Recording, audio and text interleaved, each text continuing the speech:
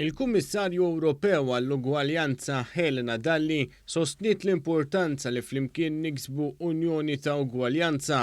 Hija espremiet dan waqt diskussjoni oħra tal-Grupp tas-Soċjalisti u Demokratiċi fl-aħħar jum tal-konferenza li tlaqqet f'Malta fejn preżenti kien hawn numru ta' membri parlamentari Ewropej.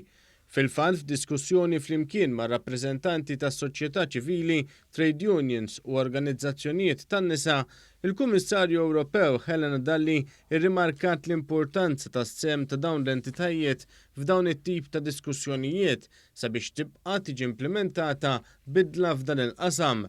Fid-diskors tagħha Helena Dalli tkellmet dwar diversi temi differenti fosthom id-differenza fil-pagi bejn l-irġiel u n-nisa u l-ħidma li għandha ssir f'dan il-qasam sabiex il-pagi jirriflettu qasam tax-xogħol aktar ugwali. So if you want to make a change, we need to start a process that brings about a mind shift in the workplace. The pay transparency proposal is an essential building block along the multifaceted approach the Commission is taking on closing the gender pay gap.